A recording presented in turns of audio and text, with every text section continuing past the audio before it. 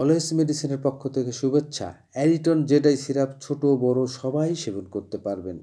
ইনসেপ্টা ফার্মাসিউটিক্যালসের তৈরি। যে সমস্ত বাচ্চাদের শরীরে সবসময় দুর্বল থাকে, খেলতে গেলে খুব ক্লান্ত হয়ে পড়ে, পড়াশোনায় মনোযোগ দিতে পারে না, মুখ সবসময় ফ্যাকাশে, খাওয়ার প্রতি আগ্রহ নাই, শরীরে রক্ত কম, শক্তির অভাব, প্রয়োজনীয় ভিটামিন মিনারেল ঘাটতি আছে, অ্যারিটন জেডাই সিরাপটি হতে পারে আপনার সমাধান। এটিতে রয়েছে আয়রন, ভিটামিন বি কমপ্লেক্স এবং জিঙ্ক। এই সিরাপ খাওয়া শুরু করার কিছুদিন পর ধীরে ধীরে তার খিদে বাড়ে, শক্তি ফিরে আসে, রং পরিষ্কার দেখায়, শরীর মনে পরিবর্তন আসে। আজ আমরা সেই সিরাপ সম্পর্কে বিস্তারিত জানাবো। কিভাবে কাজ করে, ডোজ কত, কিভাবে খেতে হয়, কতদিন খেতে হয়।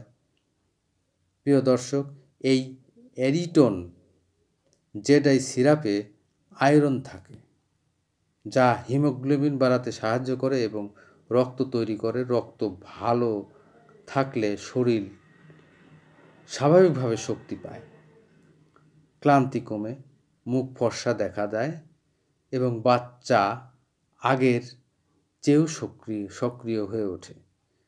এর মধ্যে থাকা ভিটামিন বি কমপ্লেক্স শরীরের শক্তি উৎপাদনে সহায়তা করে, স্নায়ুকে মজবুত করে, মস্তিষ্কে কার্যক্ষমতা বৃদ্ধি করে এবং মনোযোগ ধরে রাখতে সাহায্য করে। আর জিঙ্ক রোগ প্রতিরোধ ক্ষমতা বাড়ায়, ক্ষুধা বাড়ায়, শিশু হাইট ও ওয়েট বাড়াতে সহায়তা করে এবং ত্বক চুল ভালো রাখতে সাহায্য করে। অনেক শিশু আছে যারা খুব দ্রুত ক্লান্ত হয়ে পড়ে, মনোযোগ কম, খিদে কম, ওজন বাড়ে না, বারবার সর্দি কাশি হয়, ত্বক ফ্যাকাশে দেখা যায়। এই ধরনের শিশুদের জন্য অ্যারিটন জেডাই সিরাপ খুবই গুরুত্বপূর্ণ। নিয়মিত খাওয়ালে শরীরে রক্ত বাড়ে, রোগ প্রতিরোধ ক্ষমতা বৃদ্ধি করে এবং শারীরিক মানসিক উন্নতি ঘটে। যারা স্বাভাবিক খাবার থেকে প্রয়োজনীয় পুষ্টি ঠিকমতো পান না, তাদের জন্যও এটি উপকারী।